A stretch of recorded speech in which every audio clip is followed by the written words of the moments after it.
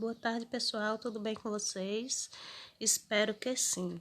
Hoje nossa aula é sobre conto, tá? Nós já estudamos sobre o conto Olhos d'Água de Conceição Evaristo e vocês já fizeram a leitura e trabalharam a interpretação, né? Já viram um pouquinho sobre as características do conto, mas hoje a gente vai rever, tá? Revisar. O conto é uma narrativa curta, que se diferencia dos romances não apenas pelo tamanho, por ser menor, mas pela estrutura. Ou seja, tem poucas personagens, nunca são analisadas profundamente, são superficiais, são algumas características. Há acontecimentos breves, sem grandes complicações, apenas um clímax no qual a atenção da história atinge seu auge. Ou seja, a história é inventada, pode ser inventada, pode não ser.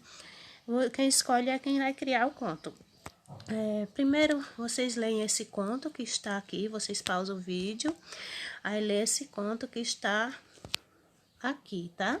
Piscina, que por sinal, é um texto que vocês trabalharam no simulado passado. Aqui é um conto, vocês vão ver direitinho, que todos os contos vão ter essa característica que forma essa palavra descendo aqui, ó, pente. O que é o P de pente? Personagens. No caso do conto acima que vocês vão ler, vocês vão perceber que o personagem é um homem, uma mulher e uma moradora da favela. E não cita nome de nenhum. É obrigado ter nome dos personagens? Não. Como são poucos os personagens, 2, 3, 4, no máximo 5, então você não é obrigado a dar nome para eles. Só identifica como homem, a mulher, criança. Qual é o E de pente? Enredo. O primeiro E, que é a história em si. O N é o narrador, que pode ser primeira ou terceira pessoa. Quando é que o narrador é primeira pessoa? Quando ele participa da história. Tipo assim, eu estava lá, eu vi, eu também fiz isso, entendeu? Eu sou a narradora em primeira pessoa. Quando é que eu sou narradora em terceira pessoa? Quando eu não participo da história.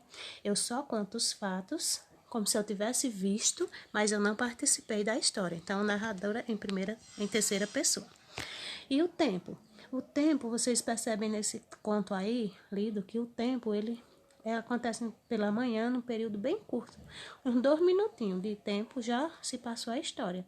Tem história que não leva 5 minutos. Só é o tempo de você contar onde era que os personagens estavam, fazendo o quê, qual é o conflito e o desfecho da história.